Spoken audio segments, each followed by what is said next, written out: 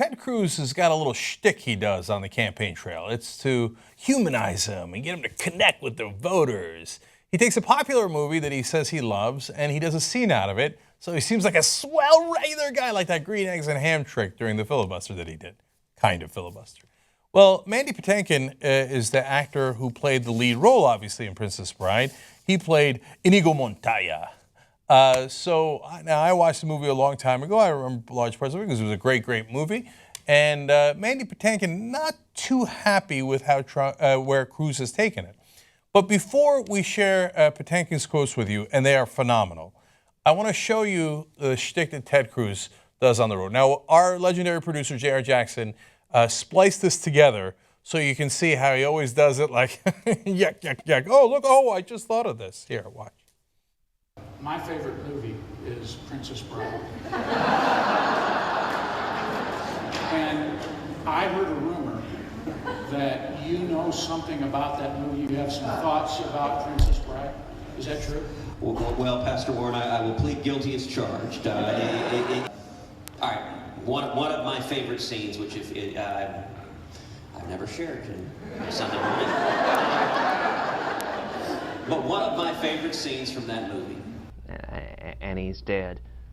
And Billy Crystal explains, he's only mostly dead. and then he pumps him up with the bellows and says, "So, what is it you have that is so worth living for?" And says, so, what is it you have that's so worth living for? He presses on his chest and he goes, "True love." True love. And Inigo Montoya goes, "You see, he said true love. There is nothing better than true love." And Billy Crystal goes, "You're right. There's nothing better. Well, except for a nice mutton, lettuce, and tomato salad. When the mutton is so lean." There's nothing better than true love except a nice mutton, lettuce, and tomato sandwich when the mutton is really lean. But that's not what he said. What he said was to blathe. And to blathe means to bluff. So what happened was you were playing poker, and he came in. And then suddenly Carol Kane, his wife, runs in and goes, "Liar! Shut up, witch!" This is Carol Kane. "Shut up, witch! I'm not a witch, I'm your wife." But after what you said, I wish I wasn't. The problem is he's afraid. He's afraid. Ever since Prince Humperdinck fired him, he's been afraid. What? I told you not to say that name. What name? What name? Humperdinck, Humperdinck, Humperdinck. Humperdinck. I can't hear you. I can't hear you. That's why I love the movie.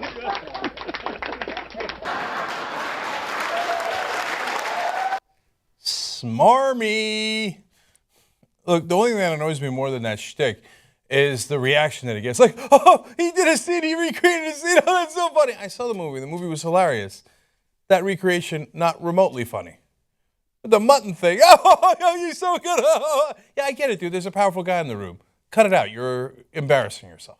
All right, now, speaking of embarrassing himself, Mandy Patinkin, again, the lead actor in the movie, comes out and says that's what Senator Cruz is doing, because apparently he missed the whole point of the movie. He says, "I would like to be with Senator Cruz for a moment, and I would like to respectfully ask him, since he quotes the lines from The Princess Bride, and certainly all of my character Inigo Montoya's lines, I would like to know why he doesn't quote my favorite line."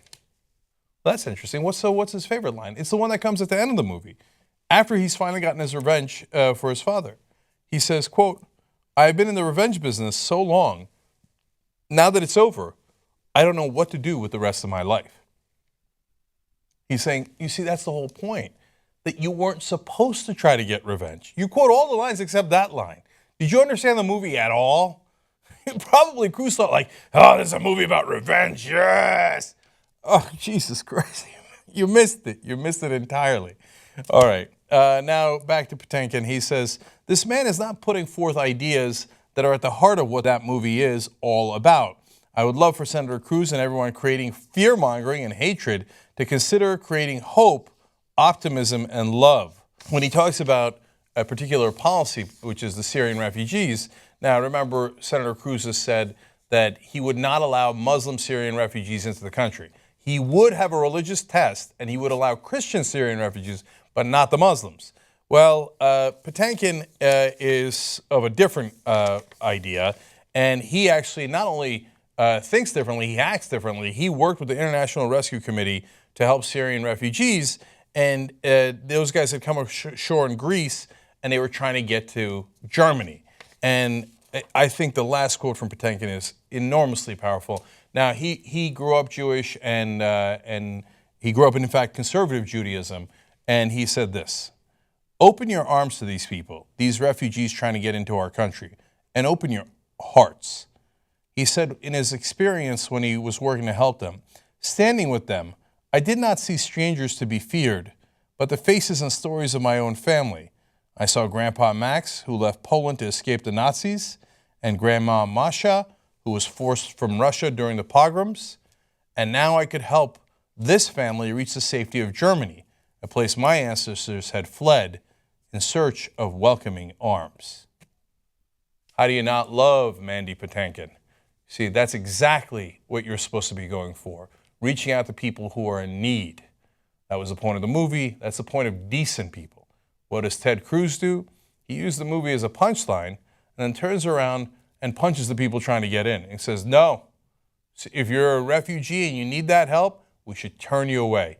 We should do a religious test, which we have never done in the history of this country, and then spurn you. That's not what it says on the Statue of Liberty. That wasn't the point of the movie. And I love Mandy Patinkin for not only pointing it out, but much more importantly, taking action to help those refugees. That's what a true American does.